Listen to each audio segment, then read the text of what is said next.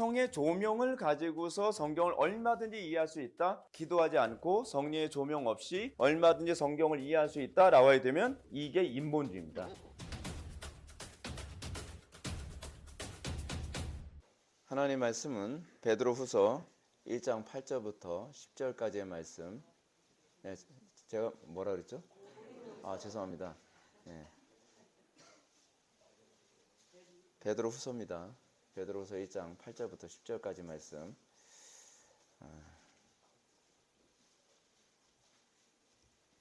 찾으셨으면 제가 봉독하겠습니다. 베드로후서 1장 8절부터 10절까지 말씀. 이런 것이 너희에게 있어 흡족한즉 너희로 우리 주 예수 그리스도를 알기에 게으르지 않고 열매 없는 자가 되지 않게 하려니와 이런 것이 없는 자는 맹인이라 멀리 보지 못하고 그 옛 죄가 깨끗하게 된 것을 잊었느니라. 그러므로 형제들아 더욱 힘써 너희 부르심과 택하심을 굳게 하라. 너희가 이것을 행한즉 언제든지 실족하지 아니하리라. 아멘. 시간의 설로역정 57번째 강의가 되었습니다. 기쁨의 산과 목자들이라고 하는 부분을 살펴보도록 하겠습니다. 기쁨의 산과 목자들. 먼저 설로역정 본문 한번 볼까요? 크리스찬과 소망은 기쁨의 산에 도착하였다. 이 산은 전에 언급한 적이 있는 언덕의 주인에게 속하는 곳이다. 그래서 두 순례자는 산으로 올라가서 정원과 과수원과 포도원 그리고 샘물들을 바라보았다. 그곳에서 물을 마시고 몸을 씻었으며 포도원에 들어가 자유롭게 포도를 따먹었다. 산의 꼭대기에 올라가자 양떼들을 먹이고 있는 목자들이 있었다. 그들은 왕의 대로 길가에 있었다. 두 순례자는 목자들에게 가서 자신들의 지팡이에 몸을 기댄 채 기쁨의 산은 누구의 것입니까? 그리고 누구의 양들을 먹이고 있습니까? 라고 질문하였다. 이렇게 해서 크리스찬과 목자들의 대화가 시작되었다. 목자들은 두 사람에게 어디서 왔고 어떻게 이 길로 들어서게 되었으며 그리고 어떠한 방법으로 이곳까지 왔는지 질문하였다. 왜냐하면 순례자의 길을 출발한 사람 가운데 아주 적은 숫자만이 이곳까지 오기 때문이었다. 목자들은 두 순례자의 대답을 듣고서 매우 기뻐하였다. 그리고 두 순례자를 사랑스러운 눈으로 바라보면서 기쁨의 산에 오신 것을 환영합니다 라고 말하였다. 목자들의 이름은 지식, 경험, 경계, 진실이었다. 목자들은 두 순례자들을 데리고 오류라고 부르는 언덕의 꼭대기로 데려갔으며 다음으로 조심이라 부르는 산의 꼭대기로 데려가서 앞을 보여주었다. 계속해서 목자들은 두 순례자에게 지옥으로 빠지는 샛길을 보여주었고 마지막으로 맑고 깨끗한 언덕으로 데리고 갔다. 네. 마땅한 이미지가 없어가지고 어디서 이렇게 하나도 이렇게 해서 이게 기쁨의 산이라고 보시면 돼요. 네. 네. 이 길이 쭉 나 있는데 하늘에 맞닿아 있는 그런 이미지라서 적절하겠다라고 생각을 하게 됐습니다. 그리고 이제 옆쪽에는 이제 목자들과 크리스찬과 이제 소망이 같이 이렇게 마주 대하고 있는 장면입니다. 오늘 본문 말씀 먼저 한번 볼까요? 베드로후서 1장 8절부터 10절까지 말씀. 이런 것이 너희에게 있어 흡족한즉 너희로 주 예수 그리스도를 알기에 게으르지 않고 열매 없는 자가 되지 않게 하려니와 이런 것이 없는 자는 맹인이라 멀리 보지 못하고 그의 옛죄가 깨끗하게 된 것을 잊었느니라. 그러므로 형제들아 더욱 힘써 너희 부르심과 택하심을 굳게 하라.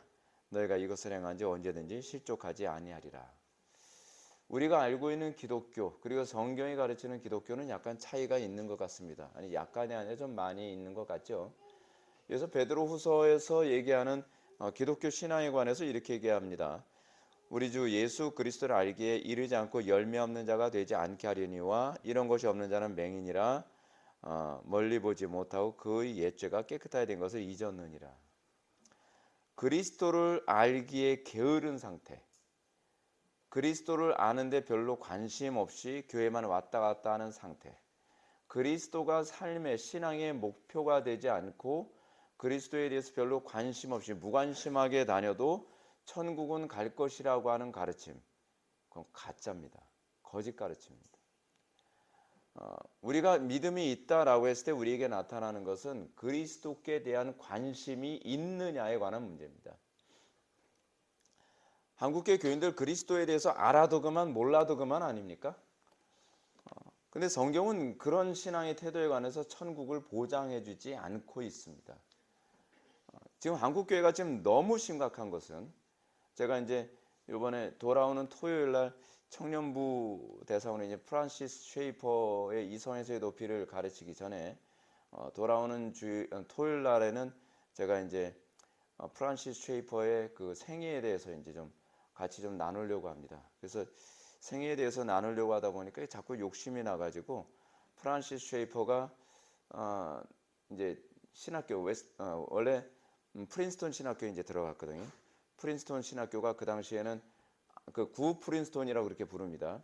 구 프린스턴이라고 하는 신학교가 그 쉐퍼가 들어갈 당시만 하더라도 보수 신학의 보루였습니다. 보수 신학의 아성, 모든 보수 신학의 중심지 역할을 했던 것이 프린스턴 신학교거든요. 지금도 프린스턴 대학교 하면 굉장히 알아주잖아요. 근데 프린스턴 대학교는 그만큼 명문 대학교였습니다. 근데 이제 쉐퍼가 프린스턴 신학교에 입학해서 이제 공부를 할 당시에, 그 당시에 이제 1925년도쯤에 진화론이 굉장히 사회적 이슈가 됐거든요. 근데 이 진화론이 이슈가 되면서 그 당시에 원숭이 재판이라고 하는 스콜스라고 하는 그 재판이 이제 벌어지면서 아주 심각한 문제가 야기됩니다. 근데 제가 왜 이런 말씀을 드리냐면, 교회가 바르게 신학을 성도들한테 가르치지 않아서 나중에는 외부적인 이 문제가 무너지면서 나중에는 신학교를 변질시키는 원인으로 작용하게 했기 때문에 그렇습니다. 스콥스가 아니라 스콥스입니다. 스콥스라고 하는 재판이 있었는데, 스콥스 원래 그 당시에 그 미국의 거기가 어디였더라? 이 지역 이름이 갑자기 또 까먹었는데, 그 지역에서 법을 정했거든요. 법을 정했는데 어떤 법을 정했냐면, 공립학교 안에서 진화론을 가르치는 것에 관해서 법적으로 제재를 했습니다. 선생님이 만약에 진화론을 가르치면 100불에서 500불 정도의 벌금을 맞도록 그렇게 했는데, 스콥스라고 하는 사람이 학교에서 이 진화론을 가르쳤어요. 그거에 대해서 항거하는 의미에서. 근데 항거하는 의미에서 이제 진화론을 가르쳤는데, 그것이 재판이 이제 벌어지기 시작을 한 겁니다. 재판이 벌어졌는데 문제는 뭐냐면, 그 재판에서 이제 사회적 분위기 안에서는요, 지고 말았어요. 진화론자가 이기고 창조론자가 패배하고 말았습니다. 근데 그 분위기가 신학교를 강타하고요. 그리고 신학교 안에서, 그 프린스턴 신학교 안에서 보수적인 신학자들은 나중에 쫓겨나고 그 안에 자유주의 신학자들로 다 점령이 돼 버리고 맙니다. 우리가 이게 신앙생활하면서 우리가 정말 두려운 게 뭐냐면, 신앙생활 대충 하는 것이 얼마나 엄청난 결과를 초래하는지를 알아야 돼요. 신앙생활 그냥 우리는 그렇지 않습니까? 사람들이 예배당에 더 많이 들어올 수 있게 해주고, 그리고 사람들 심경을 거슬리지 않고, 그리고 더 많은 사람들을 천국 갈 수 있는 거라는 식으로 인도해주면 자동적으로 교회가 부흥할 거라고 생각을 합니다. 그렇지 않습니다, 여러분. 나중에 얼마나 심각한 일을 초래합니까? 미국이라고 하는 나라가 진화론을 가르치면 벌금을 맞던 나라였는데, 3, 40년 지나면서 지금은 어떻게 돼버렸죠? 오히려 창조론을 가르치면 그렇게 되는 상황이 돼버리고 말았습니다. 기독교인들은요, 대충이 없습니다.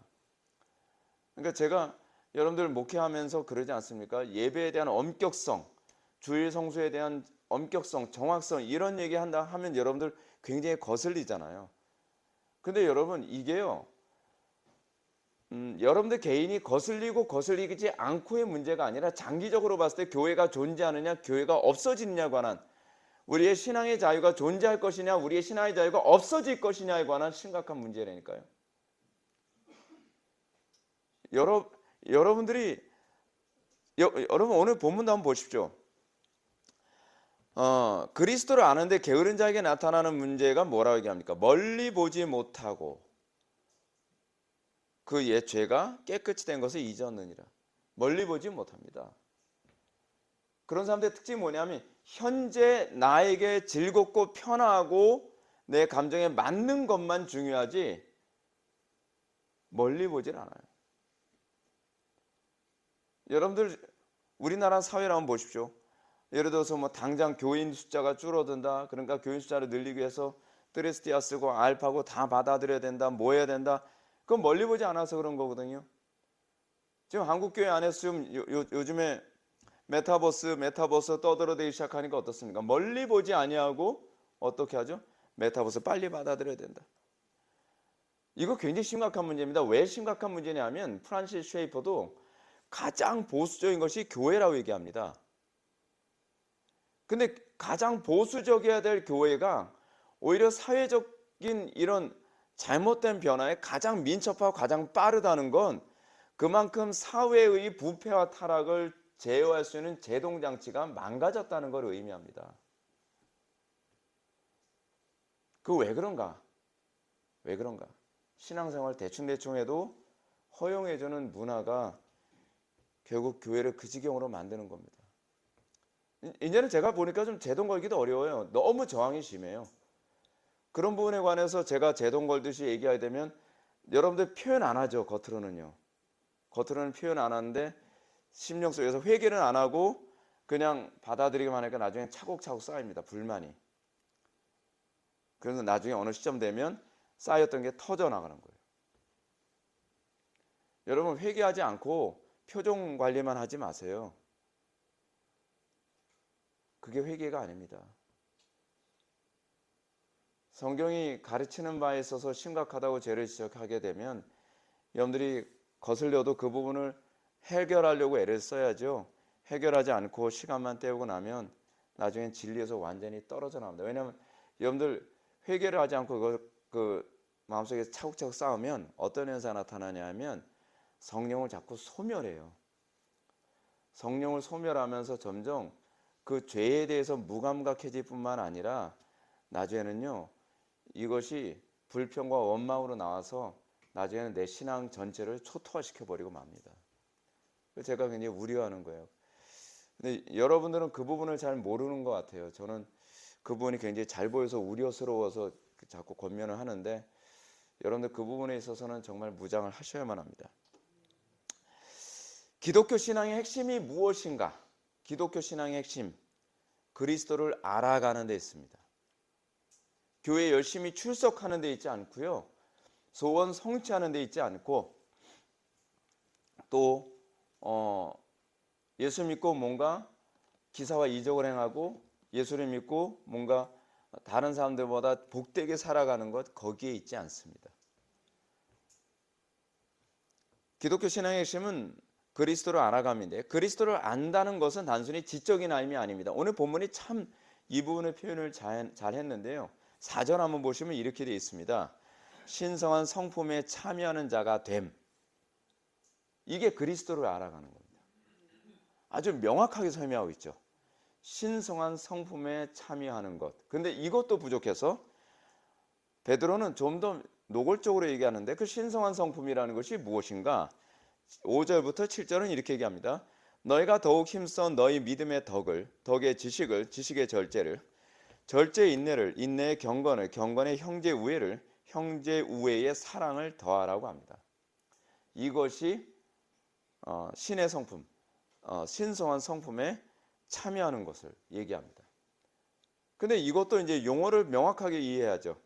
이게 여러분들이 이해하는 세속적인 의미에서의 그 개념이 아니라 성경적 관점의 개념으로 이해해야만 합니다. 그래서 덕이 뭐죠? 덕. 헬라어로 아레테라고 되어 있거든요. 제가 자주 얘기해서 이제 아시죠? 아레테. 탁월함. 그리스도의 탁월한 덕. 이 부분에 관해서 사도 베드로가 이 부분을 얘기한 부분도 있죠.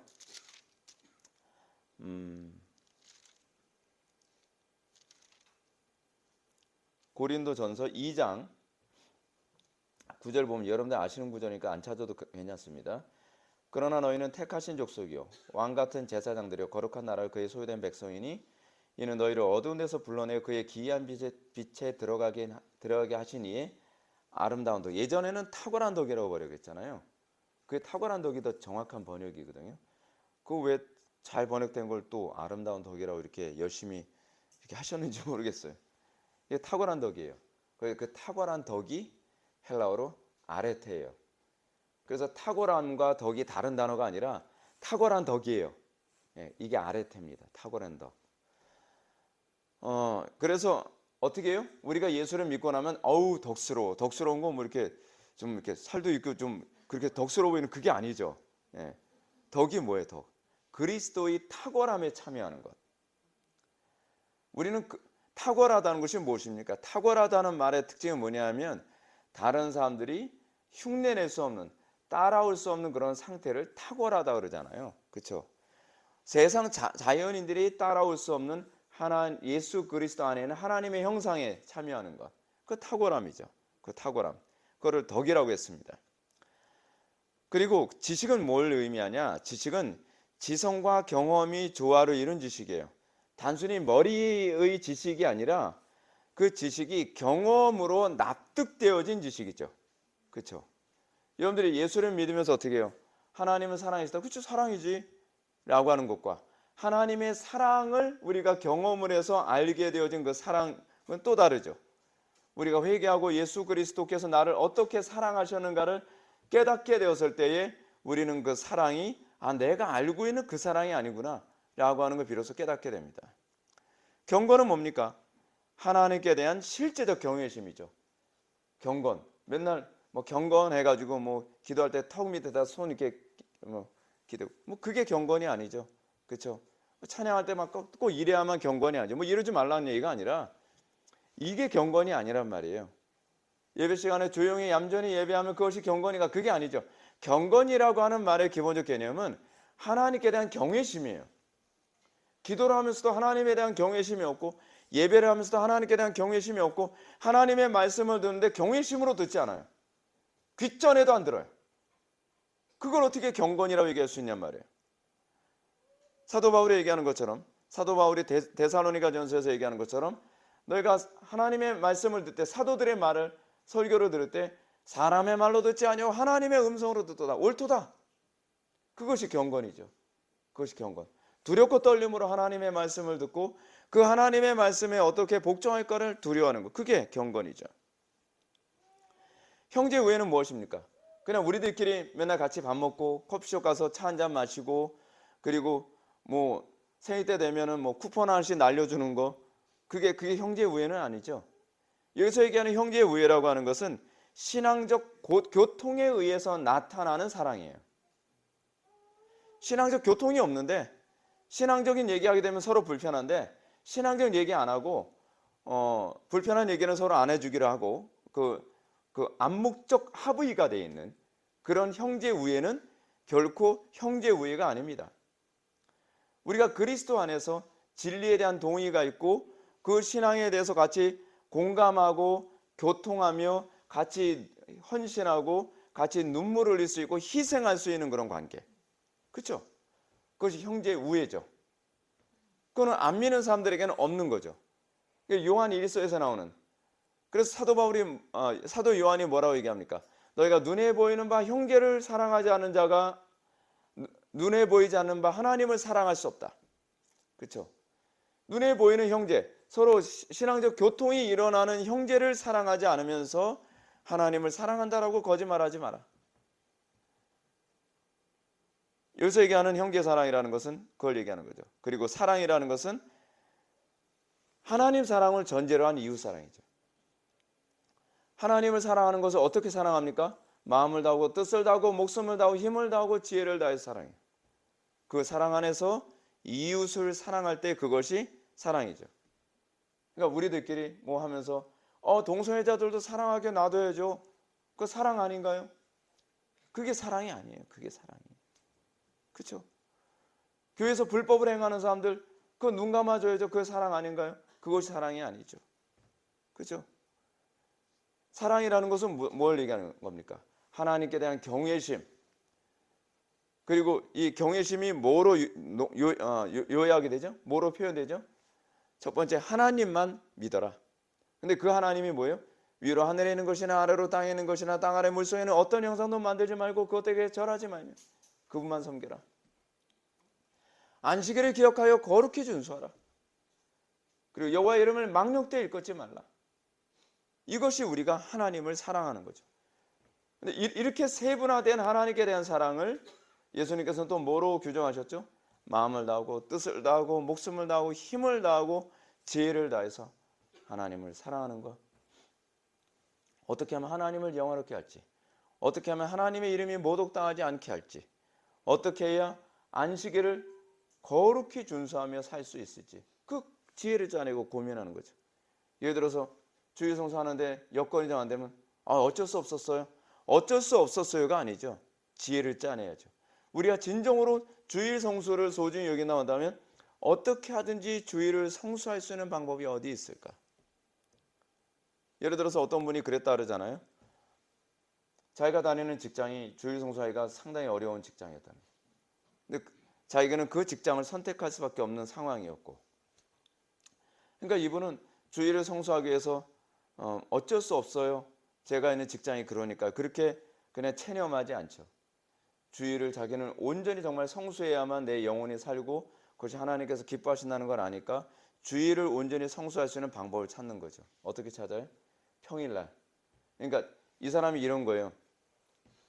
4교대를 하는데 주일날을 이제 교대로 이번 주는 주일 성수할 수 있지만 그 다음 주는 내가 주일 성수를 못하고 당번을 서야 되는 그런 거. 그래서 격주간으로 주일 성수할 수밖에 없는 그런 직장이죠. 그러니까 이분이 어쩔 수 없어요라고 체념해버린 것이 아니라 하나님께 계속 지혜를 구하는 거예요. 계속 하나님께 기도하는 거예요. 여러분, 하나님께서 우리에게 하나님의 말씀대로 살라고 명령하시더니요, 하나님의 말씀대로 살 수 있는 환경을 주신다는 약속은 아니에요. 그걸 여러분들 좀 착각을 하면 안 될 것 같아요. 하나님의 명령대로 살라고 했을 때는 하나님의 명령대로 살려고 하는 그 열정과 사랑이 있느냐를 보겠다는 얘기거든요. 그 여건이 안 주어져요. 그럼 어떻게 해요? 하나님, 그래서 기도하는 거죠. 여건을 주십시오. 또 하나님의 말씀대로 살 수 있게 해주십시오. 그러는 가운데 우리가 하나님을 경험하게 되잖아요. 근데 하나님께서 지혜를 주시는 거죠. 어떻게 해요? 그래, 내가 주일날 당번하는 나를 위해서 평일날 다른 사람의 불편함을 내가 다 책임져 주자. 그래서 평일날 열심히 일을 하고 남들보다 일찍 와서 청소해주고, 그리고 누가 예를 들어서 시간 외에 노동을 하게 되면 내가 해줄게. 그렇게 해가면서 그 사람이 대신에 주일날은 내가 나올 수 없으니까 대신해 줄 수 없냐고, 그런 식으로 미움받지 않아 가면서 그렇게 하는 거죠. 오늘날 상당수의 기독교인들이 그러지 않나요? 뭘 믿음이라고 생각해? 주일 성수가 믿음이지? 그래서 어떻게 해요? 주일날 다른 사람들 일하러 나오는데 자기 혼자 주일 성수라고 하는 명분하에 이게 신앙이니까 하나님께서 책임지실 거라고 그냥 배째라는 식으로 주일날 안 나오는 거예요. 근데 평일날도 자기 약삭 빠르게 자기 계산은 다 찾아 먹어요. 하나도 손해를 안 보려고 해요. 그럼 안 믿는 사람들이 우리가 주일 성수하려고 하는 그런 태도를 뭐로 보죠? 종교적 이기심이라고 보죠. 그게 하나님을 마음을 다하고 뜻을 다하고 목숨을 다하고 힘을 다하고 지혜를 다해서 하나님을 사랑하는 거죠. 근데 우리는 손해 안 봐가면서 내 종교적인 어떤 이익은 다 찾아 먹겠다고 한다면 그거는 하나님 사랑이 아니죠. 그러니까 우리가 하나님을 사랑해서 하는 거라는 말이 설득력이 없는 거죠. 그러니까 우리가 하나님을 사랑하는 그 사랑 안에서 세상에서 돌아가는 그런 여러 가지 문제들에 대해 우리가 적극적인 태도를 견지하는 것, 그것이 이웃 사랑이죠. 이웃 사랑이죠. 자, 그러면서 좀 더 한번 성경 구절을 볼까요? 그리스도를 아는데 관심이 없는 사람은 맹인이요 불신자다라는 겁니다. 그리스도를 아는데 관심이 없어요. 요즘 기독교인들의 특징이. 하나님과 그리스도를 날마다 더 알아가는 것에 대한 기쁨과 감격, 그건 관심이 없어요. 그냥 아예 기대감이 없어요. 예배당에 왔을 때. 신앙생활을 하는데 하나님을 더 알아가는 것에 대한 기대감이 없이 그냥 막연하게 그래, 천당은 가겠지 뭐. 근데 베드로는 그리스도를 아는데 게으르지 말라고 합니다. 우리가 그리스도를 아는데 게으르지 말라고 하는 것은 열심히 교리 공부하라는 얘기 아닙니다. 열심히 교리 공부도 해야 되지만 그 열심히 교리 공부를 하는 이유가 뭐냐면 그리스도를 어떻게 해요? 아는데 어떻게 알아요? 아까 제가 말씀드렸던 것처럼 그 그리스도를 아는 지식, 그 교리를 통해서 우리의 믿음에 덕을 더하고 덕에 지식을 더하고 지식에 절제를 더하고 절제 인내에 경건을 경건에 형제 우애를 형제 우애의 사랑을 더하기 위해서 교리를 하는 거예요. 이거에 관계없이 교리만 관심을 갖는다고 한다면 우리는 그런 사람들은 뭐라고 얘기하냐면 교조주의자라고 얘기를 해요. 교조주의자. 교리는 많이 아는데 덕에 관심이 없어. 나에게서 덕이라는 그 그리스도와 연합되어진 그리스도의 신성한 성품에 참여하는 데는 관심이 없어요. 덕도 없고 그 탁월함, 그렇죠? 그리고 지식도 없고 하나님을 아는 지식, 그 절제, 인내, 경건, 형제 우애 아무것도 없어. 최근에 그 진리의 깃발이라고 하는 그 잡지가 이제 개혁파 잡지가 우리 교회 뭐 거의 격월식으로 이제 오는데 거의 그 서창원 목사님이 이제 항상 편집자로서 이제 그 글을 쓰는 게 있어요. 근데 그분도 그 얘기 써요. 오늘날 개혁파 교회가 왜 이 지경이 됐는가? 개혁파 교회가 왜 그 진리를 얘기하지만 진리는 뭐죠? 진리는 다른 말로 사랑이거든요. 그렇잖아요. 왜냐하면 하나님은 사랑이시니까. 진리를 얘기하는데 사랑이 없고 냉랭하고 비판만 가득하냐. 그것이 안타깝다. 그렇게 얘기를 해요. 왜 우리가 교리를 추구하는지를 모르고 있는 거죠. 우리가 교리를 추구하는 것은요, 지적인 호기심이 아니에요.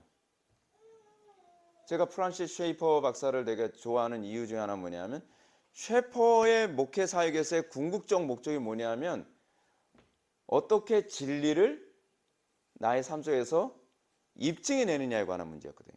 근데 그게 그럴 수밖에 없었던 것이 그 쉐퍼가 살고 있었던 20세기에 기독교가 외면을 당한 이유가 뭐냐면 소위 교조주의적인 그 사회적 풍토 때문이었거든요.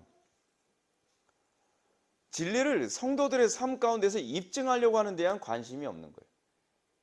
그 쉐퍼는 그게 싫었던 거죠. 우리가 교리를 추구하려고 하는 궁극적 목적은 어떻게 그 그리스도 안에 있는 그 아름다운 탁월한 덕을 드러낼 수 있을까? 그 고민 때문에 교리에 대해서 관심을 갖는 것이고 또 그런 거죠. 왜 나에게 그 지식이 없는가? 하나님을 아는 지식이 왜 나에게 없는가? 에 대한 고민 때문에 교리를 추구하게 되는 것이고 그리고 오래 참음, 절제, 경건, 형제 우애라고 하는 이런 고민이 우리로 하여금 진리를 추구하게 만드는 것이 되어야 돼요. 진리는 많이 알고 있는데 그 진리에 대한 몸부림과 실천, 그걸 위한 기도, 계속적으로 하나님, 왜 나에게는 그 탁월한 덕이 안 나타나죠? 그것 때문에 더 교리를 묵상하고 기도하고 기도로 씨름하고. 근데 문제가 뭐냐면 우리는 그리스도를 아는데 게을러요. 그리스도를 아는데 게으르다는 게 무슨 말씀이에요? 지적인 공부의 부족이 아니라 그 말씀을 나의 삶 속에서 드러내기 위해 몸부림침이 없다는 거죠. 너무 이 부분에 게으르다는 거죠. 이런 사람은 자신이 본다고 생각하죠. 나 진리 알아요. 나 예수 믿어요. 나 신앙에 대해서 뭔지 알아요. 그리스도가 어떤 분인지 알아요. 뭐 예수님의 동정로 탄생 인정하고요. 그 예수님께서 우리의 죄를 위해서 십자가에 못 박혀 돌아가시고 죽으시고 뭐 장사한 지 사흘 만에 돌아가신 거 다 알아요. 다 믿어요. 다 아는 건데요. 뭐 아는 게 아니죠. 아는 게 아니죠. 그 알미 뭐로 나타나야 돼요? 베드로 얘기했던 것처럼 우리에게 있어서 신의 성품에 참여함으로 나타나야죠. 신의 성품. 그 신성한 성품이 나오질 않아요. 베드로는 그래서 이렇게 얘기합니다. 너희가 맹인이 되었더라면, 예수님의 말씀처럼 예수님이 이렇죠. 너희가 맹인이 되었더라면 죄가 없으려니와 본다고 하니 너희 죄가 그대로 있느니라. 우리가 하나님을 안다고 생각해요? 그럼 맹인이죠. 이걸 베드로는 이렇게 얘기했죠. 이것이 없는 자는 맹인이라 멀리 보지 못하고 그 옛 죄가 깨끗하게 된 것을 잊었느니라. 맹인이죠. 교회 안에 맹인들이 가득해요. 그 맹인들이 안다고 다른 사람들을 또 진리의 길로 인도하면서 또 어떻게 해요? 다 구덩이에 빠져서 죽게 만드는, 배나 더 지옥 자식을 만드는 그런 현상이 나타나죠. 그러므로 베드로는 이렇게 얘기합니다. 더욱 힘써 너희 부르심과 택하심을 굳게 하라. 왜 부르셨죠? 부르심을 굳게 해야 돼요. 소명에 관한 얘기거든요. 부르심에 대한 한자가 소명이잖아요. 그렇죠? 우리를 왜 부르셨냐 말이에요. 그걸 굳게 해야죠. 예를 들어서 저를 왜 부르셨죠? 목사로서 사역하라. 그렇죠? 목사로서 어떻게 해요? 좀 더 디테일하게. 저에게 주어진 소명, 지금 저에게 주어진 어떤 미션 하나하나에 어떻게 해요? 더 굳게 하는 거죠. 시간이 지나면서 소명의식이 점점 희미해져 가요. 이거는 성경의 가르침에 정반대로 가고 있는 거잖아요. 여러분들 왜 구원 받았어요? 여러분들 왜 예수 믿는 것 같아요? 교회 다니는 이유가 뭐인 것 같아요, 여러분? 지금 굳게 하고 있나요? 굳게 했을 때 나타나는 특징이 뭐냐면요, 힘에 진하게 살아요. 예수 믿는 거, 그 소명에 우리가 충실하게 살고 그 부르심과 택하심을 굳게 하는 이 삶은요, 굉장히 피곤하고 고달픕니다. 그렇지 않다고 얘기하면 사실 거짓말이죠. 사도 바울도 그 얘기 하잖아요. 자기가 부르심과 택하심을 굳게 하는 삶에 관해서 잠도 못 자고 핍박받고 고난당하고 오해사고 그리고 사람들이 자기에 자꾸 떠나고, 바울의 일생 보면 참 불쌍하죠. 바울은 감옥에 갇혔는데 정작 그 필요를 할 때 사람들이 다 떠나요. 그게 바울의 인생이죠. 그게 또 예수님의 인생이기도 했어요. 예수님이 어땠어요? 예수님이 정작 십자가에 못 박히실 때 되니까 제자들도 다 떠나잖아요. 다 떠나죠. 그런데 바울은 뭐예요? 이것이 신자됨의 특징이라는 거죠. 베드로도 그렇게 얘기하고 있는 거죠. 근데 왜 이렇게 살라고 하느냐? 분명한 건 이거예요. 이것을 행한즉 언제든지 실족하지 아니할 것이기 때문에. 데마의 문제가 뭐죠? 데마가 사도 바울과 같이 선교 여행을 하고 복음사에게 그토록 충실하게 살았을 때 힘들었겠죠. 전 이해가 가요. 그리고 굉장히 위협도 많이 느꼈겠죠. 그리고 굉장히 고달팠겠죠. 그러다 보니까 어떻게 해요?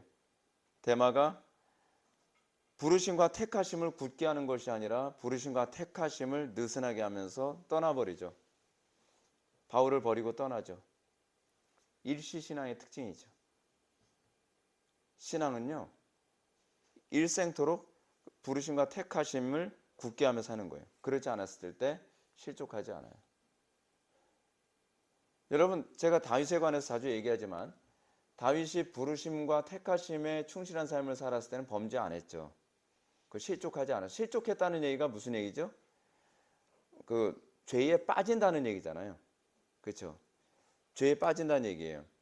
근데 우리가 언제 실족해야 되죠? 소명의식을 잃었을 때. 부르심과 택하심을 굳게 하는 삶을 살아가는 것이 아니라 이도 저도 다 귀찮아. 내가 먹고 사는데 더 급하지. 그때 죄에 빠지죠. 다윗도 그때 죄에 빠졌잖아요. 다윗이 소명에 충실해 살아갈 때 경건했죠. 그런데 어느 정도 자기가 뭔가 좀 다 성취한 것 같고 이제는 왕의 자리도 올라갔고, 그죠? 그리고 나다 보니까 이제 누가 보이기 시작해요? 남의 아내가 보이기 시작을 하는 거예요. 그죠? 다윗이 원래 그런 사람이 아니잖아요. 남의 아내가 보이기 시작을 해요. 그리고 그 아내를 겁탈하죠. 그리고 자기의 충실된 부하를 살해하죠. 사람이란 존재는요, 소명에서 떠나면 그 다음서부터는 소위 영적 외도가 시작이 됩니다. 우리는 항상 우리가 실족하지 않으면서 이 땅을 살아가는 방식은, 우리는 주님께서 우리를 부르시고 택하신 것에 충실하게 살아가야만 합니다. 근데 그것이 얼마나 어려우냐? 힘써라라고 얘기합니다. 성경은 힘쓰라는 얘기를 굉장히 많이 합니다. 신앙생활은 그렇게 호락호락하지 않습니다. 오늘날 지금 제가 스콥스 그 재판, 원숭이 재판 얘기를 했던 것처럼, 기독교인들이 자기 부르심에 충실한 삶을 살지 않으면 우리의 지경이 점점 좁혀들어서 나중엔 우리가 더 이상 돌이킬 수 없을 만큼의 어려운 상황에 처하죠. 지금 전 세계적으로 이 상황에 처하게 된 거, 이제는 뭐 아예 개판이죠. 전 세계가요. 동성결혼 뭐 인정해야 된다까지 이제 막 가고 있으니까요. 지금요. 그게 하루아침에 이루어진 게 아니에요. 우리가 어떻게 해요? 부르심과 택하심을 굳게 하지 않는 삶이, 소위 방조한 그 환경과 삶이 이 지경을 만들어 놓은 거예요. 사실은 한국교회가 회개를 많이 해야만 합니다. 그래서 종교 생활에 만족하고 있는 것에 관해서 정말 회개를 많이 해야 됩니다. 근데 이런 신앙생활은 마치 뭐와 같냐면, 이 땅에서 자신의 구원을 확신함으로 기독교인들은 느슨하게 사는 것이 아니라, 그 구원의 확신이 우리를 하여금 어떻게 더 긴장감 있게 살도록 만든다는 사실이죠. 마치 건축이 시작된 건물, 건축이 시작될 때 우리는 뭘 봅니까? 건물의 완성을 보면서 건물을 건축하지 않나요? 그랬을 때 그 사람이 느슨해지나요? 아니면 오히려 더 견고해지나요? 견고해지죠. 왜냐하면 그 건물의 완성을 바라보며 온전한 완성에 도달하기 위해 굉장히 모든 신경을, 디테일까지 다 신경 쓰죠. 그죠? 구원이라는 게 그거예요. 우리가 구원의 확신이 있다고 한다면 우리는 구원의 완성을 위해서 더 긴장하는 상태로 가게 되어 있어요. 구원의 확신 교리를 너무 잘못 알고 있어요. 진짜 이상하게 잘못된 교리는 얼마나 빨리 확산되는지 몰라요. 구원 확신이라는 것은요, 이미 건물을 건축할 때 건물의 완성을 보는 것과 같은 거예요. 그래서 우리는 이미 건물을 건축하였으나 아직 건물의 완성을 보지 못하였다라는 개념이죠. 그래서 건물을 건축하면서 어떻게 해요? 이 건물의 완성을 향해서 달려가지 못할까 봐 긴장하는 것과 같은 태도거든요. 또 다른 식으로는 이렇게 생각할 수 있죠. 경기의 승리를 확신한 사람이 여러분 운동을 느슨하게 하지 않죠. 경기의 승리를 확신하는 사람이 시합을 앞두고요, 그 확신을 더 강화시키기 위해 노력을 더 많이 하죠. 구원의 확신이라는 게 그거예요. 로이드 존스 목사님이 그런 말씀하시죠. 바른 교리는 우리를 긴장하게 한다. 거짓된 교리의 특징이 뭐냐면 우리를 느슨하게 만들어요. 영적으로 잠들게 만든다는 거예요. 바른 교리는요, 여러분들을 절대로 영적으로 잠들게 하지 않습니다. 긴장하게 합니다. 부르심과 택하심을 굳게 합니다. 부르심과 택하심을 느슨하게 만든다. 그건 거짓된 가르침입니다. 여러분들이 성령께서 우리에게 소위 신성한 성품에 참여하도록 가르치는 것이 아니라고 한다면 그건 거짓된 가르침입니다. 그가 어떤 말을 한다 할지라도. 자, 아름다운 궁전에서 본 기쁨의 산을 한번 볼까요? 일찍이 크리스천은 아름다운 궁전, 즉 교회에서 기쁨의 산을 바라보았습니다. 신앙이라는 무엇이죠? 그리고 교회가 해야 되는 일이 뭐죠? 그리고 내가 그리스도인이 되었다라고 했을 때 우리에게 나타나는 것이 뭐죠? 기쁨의 산을 바라보는 것입니다. 무슨 얘기죠? 신자는 신앙의 온전한 상태에 대한 이미지를 가지고 있는 사람입니다. 이게 거듭난 사람과 거듭나지 않은 사람의 차이가 뭐냐면, 거듭난 사람은요, 하나님의 영광을 본 사람이에요. 그래서 마치 이거하고 똑같아요. 로이드 존스 목사님이 그런 얘기 했잖아요. 나는 일평생 설교다운 설교를 한 적이 딱 한 번밖에 없다. 그것은 꿈속에서. 여러분, 그 말을 할 때 로이드 존스 목사님은요, 설교다운 설교라는 것에 대한 스탠다드가 있는 거예요. 그러니까 이거를 이제 철학적으로 얘기한다면 이데아가 있는 거죠. 이데아. 근데 이데아가 없는 사람들의 특징이 뭐죠? 이 정도면 됐지. 나만큼 잘하는 사람 있으면 나와보라 그래. 여러분, 우리가 그리스도라고 하는 이데아를 본 적이 없는 사람들의 특징이 뭐냐면요, 자기가 이미 이뤘다라고 생각을 해요. 잡았다라고 생각한단 말이에요. 근데 바울은 그렇게 얘기하지 않죠. 내가 아직 이룬 것도 아니고 잡은 것도 아니라고 얘기를 해요. 온전을 향해서 달려가는 것뿐이라는 거예요.所以 바울이 자주 얘기하는 온전이라는 개념은 이게 사실은 철학으로 치환해서 얘기하기엔 좀 위험한 부분이 있긴 하지만, 그런데 이해를 돕기 위해서 얘기한다면 일종의 이데아와 같아요. 아무리 예배를 잘 드렸어도 온전한 예배에 대한 그 이데아가 있으면 이게 아닌데 그래요. 제가 여러분들에게 더 온전한 예배, 더 온전한 예배 자꾸 얘기하는데 그게 뭐냐면, 여러분들은 어떻게 여길지 모르지만 이게 아니에요. 하나님께서 기뻐하시는 그 온전함에 관한, 근데 그게 신자라니까요. 그게 신자. 우리는 내가 봉사했기 때문에 만족하는 것이 아니라 온전하지 않다는 것 때문에 항상 부끄럽습니다라고 얘기하게 되는. 근데 그렇게 되면서 어떻게 해요? 그런 이데아를 갖고 있는 사람들의 특징이 뭐예요? 쉬지 않고 더 온전을 향해서 달려가게 되는 거죠. 그게 기독교 신앙의 특징이에요. 기독교 신앙. 근데 그게 어떻게 해요? 우리가 구원과 동시에 그거를 보기 시작을 해요. 그리스도의 온전함을 보기 시작하는 우리는 나의 의에 만족하지 않죠. 제가 지난 주일 낮 예배 때도 여러분들한테 그런 말씀 드렸잖아요. 하나님께서 우리에게 보기 원하시는 것은 우리의 의가 아니라니까요. 내 의로 만족하는 사람은요, 절대로 그리스도의 의를 바라보질 않아요.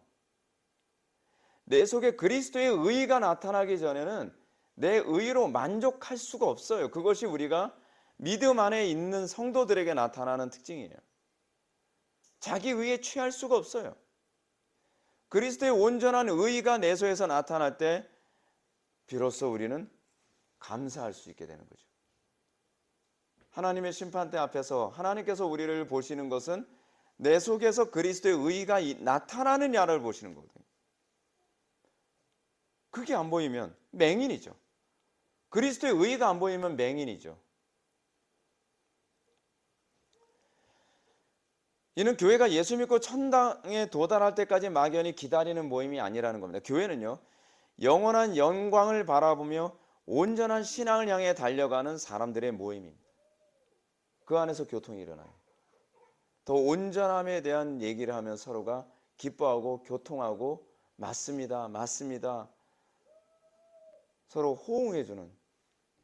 근데 그 온전함이 보이지 않을 경우는 어떤 현상이 나타나요? 아니 왜 저렇게 심하게 우리 자꾸 쥐어짜? 아니 이 정도만 해도 그래도 예수 잘 믿는 거 아니야? 뭘 어쩌라고? 뭘 어쩌라고? 뭘 어쩌긴요? 우리가 바라보는 것이 그리스도여야지 내 의의가 아니라니까요. 우린 자꾸 내 의의를 바라보면서 스스로 만족해 하잖아요. 심령이 가난하지 않잖아요. 줄이고 목마르지 않잖아요. 그러니까 저는 애간장이 타는 거예요. 여러분들이 추구해야 될 건 여러분들의 의의가 아닙니다. 하나님께서는 여러분들이 얼마나 도덕적으로 살았냐를 안 보시잖아요. 여러분들이 얼마나 경건하게 살았냐를 안 보시죠. 하나님께서 보시는 건 우리가 얼마나 그리스도와 연합한 삶을 살았느냐를 보는 거죠. 우리에게서 나타나야 될 것은 그리스도 안에 있는 도덕이고 그리스도 안에 있는 그분의 경건함과 거룩함과 선하심이지, 나의 도덕과 선함과 의로움은 아무짝에도 쓸모가 없어요.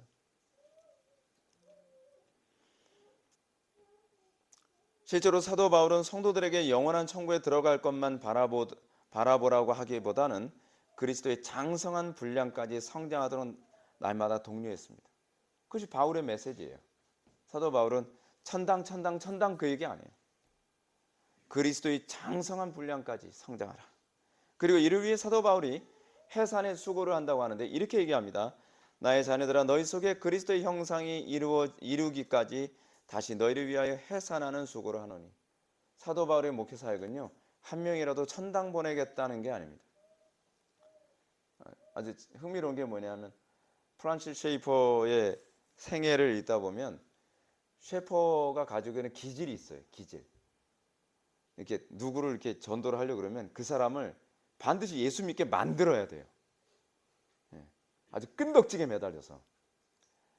그것 때문에 셰퍼가 너무 괴로워했대요. 너무. 왜 저 사람이 예수를 믿게 되지 않는 것일까?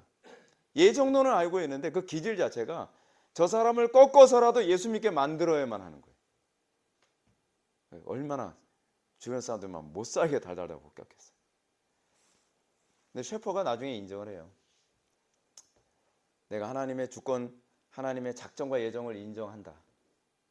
근데 문제는 그 사람을 예수 믿게 만들고 싶어서 그건 사랑이죠. 사랑이죠. 그것 때문에 견딜 수가 없어 하는 거예요. 근데 예수 믿게 하는 게 전부가 아니라니까요. 사도 바울은 구원받지 못한 사람들을 구원하는 것과 관련된 얘기, 그 전도에 관한 얘기도 많이 하지만 성도들을 자 이제 구원 확신 있지? 그 다음서부터는 걱정 안 해도 돼. 그렇게 얘기하는 것이 아니라 뭐예요? 그리스도의 형상을 이루기까지 해산의 수고를 한다는 거예요. 해산의 수고. 근데 교회가 그래야 돼요. 요즘엔 안 좋아하죠. 그렇게 하는 거. 근데 이렇게 멀리서만 바라보던 곳을 이제 사람들이 도착한 겁니다. 이 사람들은 도착했어요. 그 기쁨의 산에 도착한 겁니다.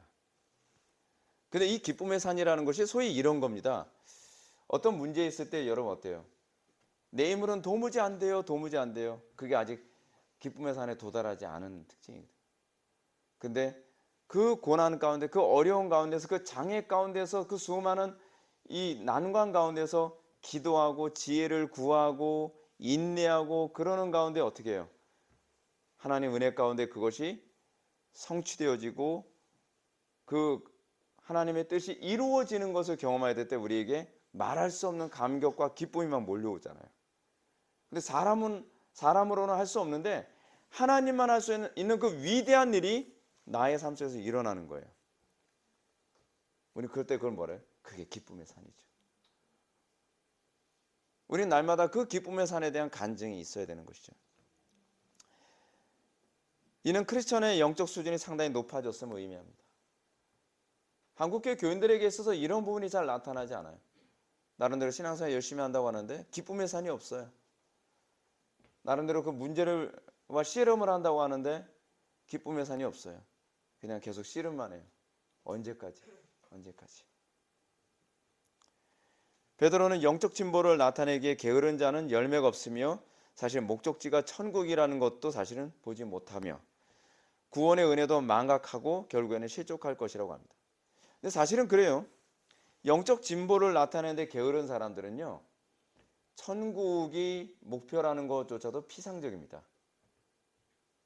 영원한 천국 어떻게 하는데 뭐 그냥 가겠지 뭐. 얼마나 피상적이에요. 영원한 천국에 들어가는 신자들에게 나타나는 표징이 뭘까? 표징이 뭔데? 알고 싶지도 않고 알지도 않고요. 그냥 내가 천국을 향해서 바라보고 있고 가고 있다고 생각하는 거예요. 근데 얼마나 피상적인지 내가 추구하는 천국관이 불교적 천국관인지 천주교적 천국관인지조차도 몰라요.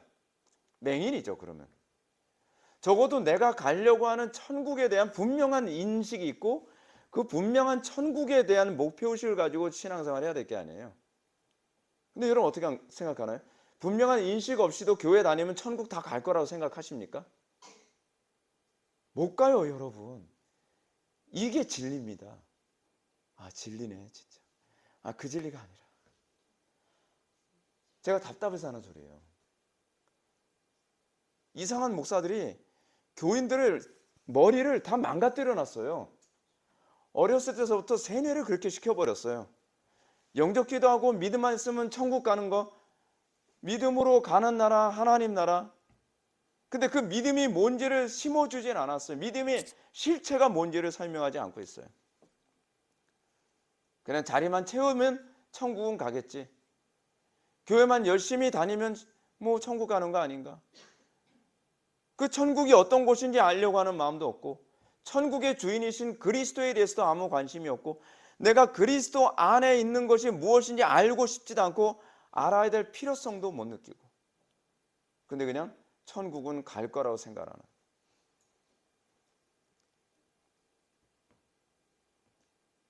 목적지가 천국이라는 것이 뭔지도 사실은 못 보는 맹인들이 교회 안에 바글바글해요. 예수님이 바리새인들이나 사두개인들을 향해서 한 영혼을 얻기 위해서 산과들과 바다로 두루다니다가 배나도 지옥 자식 만든다고 얘기하지 않습니까? 한국 교회가 딱 그 모양이죠. 얼마나 전도는 열심히 합니까? 아파트 단지 다니면서 문 여는 방법도 개발해가지고 아래에서 왔는데요, 뭐 얘기하면 문 열면 거기다 발 끼워놓고 어떻게 하든지 그 사람 교회 나오게 만들기 위해서, 오케이, 좋아요. 그렇게 해서 교회 나오기 위해서 뭘 어떻게 하는 거죠? 정말 성경적으로 산다고 하는, 한 영혼이 천하보다 귀중하다고 정말 인정하고 있다면 바울처럼 말이에요, 그리스도의 형상을 이루기 위해서 해산의 수고를 하나요? 네, 해산의 수고는 안 하죠. 그리스도의 형상 이루는 데 관심이 없죠. 얼마나 많이 모이고 얼마나 헌금 많이 하고 얼마나 봉사 많이 하는가, 그것밖에 관심이 없죠. 이거는 아닙니다. 이거는 하나님 앞에 큰 죄를 범하고 있는 겁니다. 기쁨의 산이 주는 기쁨. 두 순례자는 산으로 올라가서 정원과 과수원과 포도원 그리고 샘물들을 바라보았습니다. 그곳에서 물을 마시고 몸을 씻었으며 포도원에 들어가 자유롭게 포도를 따먹었습니다. 지금 이 상황은 의심의 성에서 고통과 죽음의 두려움이 있었던 장면과 완전히 반대되는 상황이죠. 기쁨의 산은 주께서 하나님의 백성의 죄를 징계하시고 그들로 회개하게 하신 후에 위로하시는 은혜를 나타냅니다. 그들이 적당히 죄를 타협함으로, 그러니까 협착한 길을 걷는 것이 너무 힘드니까 샛길 초원을 걷게 됨으로써 오게 되어진 그 의심의 성, 절망의 거인에게 붙잡혀서 혹독하게 고통을 받다가 회개하고 돌아왔을 때, 회개하고 돌아온 사람에게 주신 하나님의 은혜가 어떤 것인가를 보여주는 거죠. 회개하라 천국이 가까이 왔느니라. 회개하면 어떻게 해주신다고 합니까? 회개하면 저는 너무나 많은 걸 손해봐요. 회개하게 되면 저는 수치를 당하게 될 거예요. 회개하게 되면 많은 사람들이 저를 이상한 눈초리로 보게 될 것 같아요. 회개하게 되면 저는 제가 이제껏 누리던 많은 것을 잃어버릴 거예요. 아니요, 그렇지 않을 거라는 겁니다. 회개하는 자에게 정원과 과수원과 포도원 그리고 샘물들을 주어지게 될 겁니다. 물을 마시고 몸을 씻으며 포도원에 들어가 자유롭게 포도를 따먹겠죠. 평양대붕 당시에 많은 사람들이 설교를 듣고 회개합니다. 이 회개하는 가운데 어떤 사람은 그 기차를 이제껏 무료로 탔던 사람이 있거든요. 무슨 얘기인지 아시죠? 예, 돈 내고 타야 되는데 담 넘어서 이제 기차를 타는 거예요. 옛날에는 기차 타는 방법이, 공짜로 타는 방법이 다양했습니다. 어떤 사람은 개찰구를 활용하지 않고 돌아서 이렇게 몰래 타는 방법이 있고요. 또 하나 뭐냐면 열심히 가는 기차를 따라가서 올라타요. 왜냐하면 기차가 너무 느렸기 때문에. 그 당시 기차는. 그러니까 그 당시 기차는 시간을 줄여주는 기계가 아니라 피로를 덜어주는 기계로서의 역할을 하는 거예요. 네. 무슨 말인지 아시죠? 뛰어가도 탈 수 있는 그 정도 속도. 네, 그런 식으로 이제 돈을 덜 들이고 또는 돈을 안 들이고 기차를 타는 사람들이 있었거든요. 근데 회개의 영이 임하고 나서 가서 내가 회개하면서 이제껏 내가 공짜로 탔던 것에 관해서 내가 돈을 다 반납합니다. 그랬을 때 이놈의 자식이 이제껏 그랬어? 매달아 놓고 몽둥이로 때리는 것이 아니라 거기서 오히려 물을 마시고 몸을 씻으며 포도원에 들어가 자유롭게 포도를 따먹는 일이 생기더라는 거예요. 여러분, 그게 하나님께서 우리에게 약속하시는 회개하는 자에게 주어지는 은혜입니다. 두 순례자가 마음껏 물을 마시고 몸을 씻었다는 것은 그리스도를 의지하는 믿음으로 죄의 더러움으로부터 영혼을 깨끗이 하는 것이죠. 그렇죠? 회개하고 돌아오면 어떻습니까? 사람들에게 관계가 회복되어지고 죄가 씻음 받는.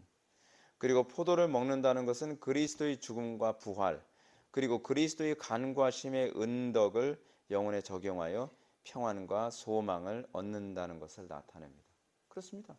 예수 믿고 우리가 회개하게 되면 평안이 오게 될 것이고, 예수 믿고 우리가 회개하게 됐을 경우에 우리는 모든 것을 잃을 것 같이 보이는데 그것은 사실이 아닙니다. 오히려 하나님께서는 더 큰 평안과 은혜와 은택으로 역사하실 겁니다. 그런 장로님이 있었다 그러잖아요.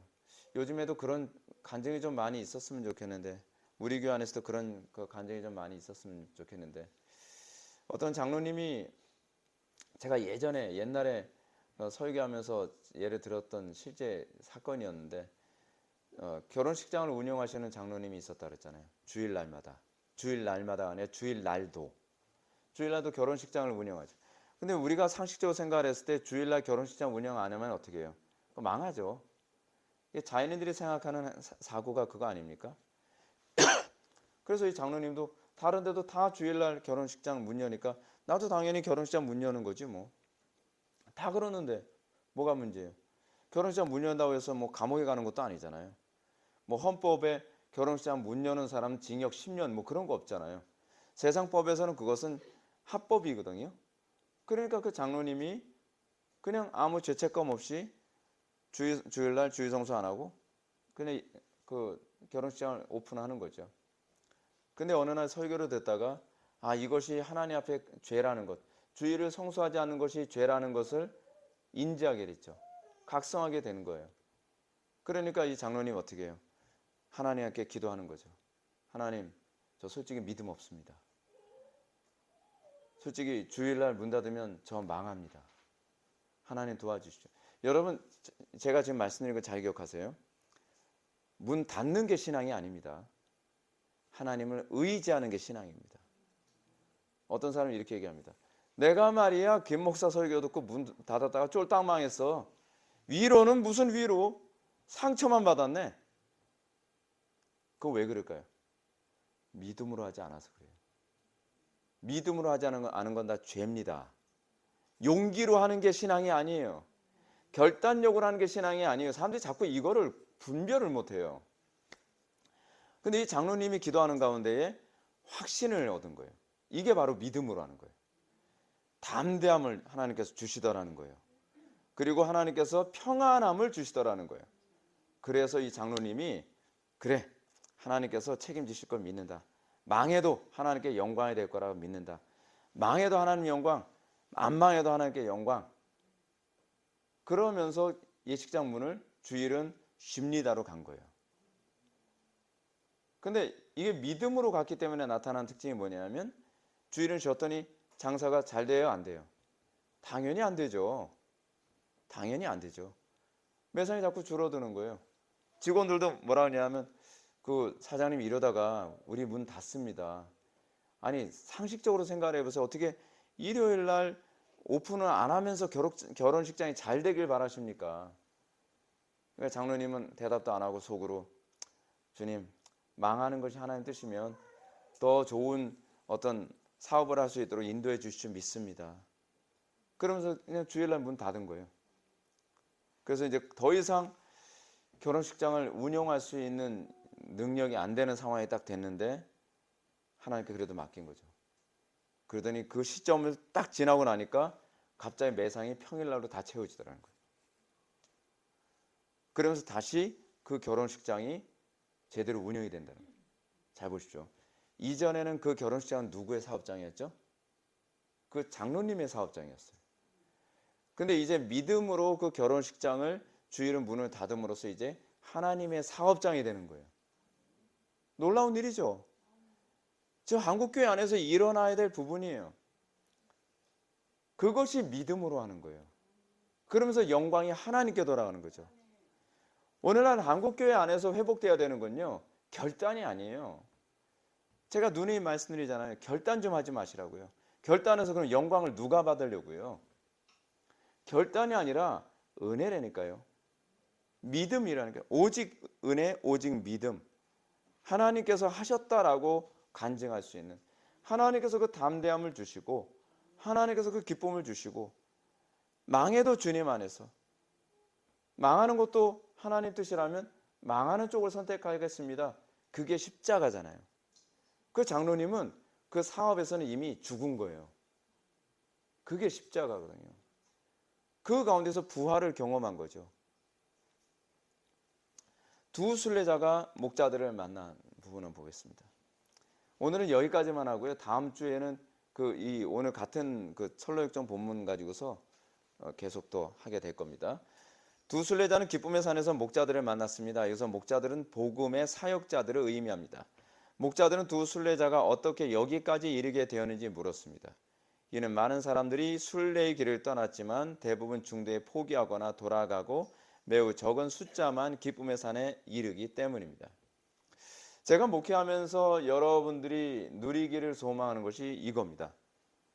고난은 있지만, 제가 지난 주일 낮 예배 때 여러분한테, 주일 오후 예배 때 여러분한테 말씀드렸지만, 하나님께서는요, 요셉이 애굽의 노예로 팔리는 걸 막아주시는 분이 아니십니다. 하나님께서는 요셉이 감옥에 가는 걸 막아주시는 분이 아니에요. 하나님이 하시는 것은 그 가운데서 끝까지 인내하며 기쁨의 산을 맛보게 하는 것이 하나님의 뜻입니다. 편하게 산다면, 만약에 애굽에 가지 않았다면 기쁨의 산을 맛보았을까요? 아니죠. 왜 하나님께서는 우리에게 미연에 그런 고난에 빠지는 것을 막아주지 아니하시는가? 하나님 나라라고 하는 더 큰 기업을 우리에게 주시기 위해서입니다. 이 땅에서 편안하고 안락하고 소위 세속적 개념에서의 그 행복을 누리게 하는 데 목적이 아니라 하나님의 은혜 안에서 누리는 그 기쁨의 산에 대한 그 소망과 감격과 기쁨으로 살아가게 되는 것이 하나님께서 원하시는 거죠. 하나님께서는 고난 가운데서 우리에게 뭐예요? 그 영원하신 기업인 그리스도를 맛보게 하는 겁니다. 그 고난 가운데서 매달릴 때 그리스도를 의지하게 되지 않습니까? 그 가운데서 우리가 그리스도를 맛보게 되지 않습니까? 하나님께서 원하시는 게 그거예요. 제가 여러분들에게 기대하는 것도 그겁니다.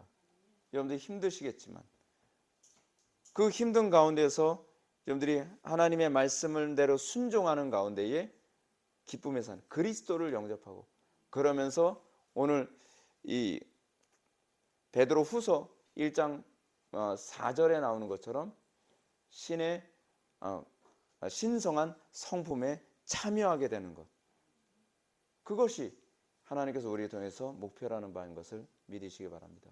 그리고 참된 목자는 성도들을 편안한 길로 인도하는 것이 아니라 궁극적으로 그리스도께로, 그리고 기쁨의 산으로 인도하는 사람이라는 것을 기억하십시오. 그리고 여기서 보게 되면 이 목자들은 이 부분을 얘기합니다. 많은 사람들이 진실한 하나님의 백성은 기쁨의 산까지 이르게 되나, 그렇지 않은 사람들은 기쁨의 산에 도달하기 전에 중도에 포기한다고 합니다.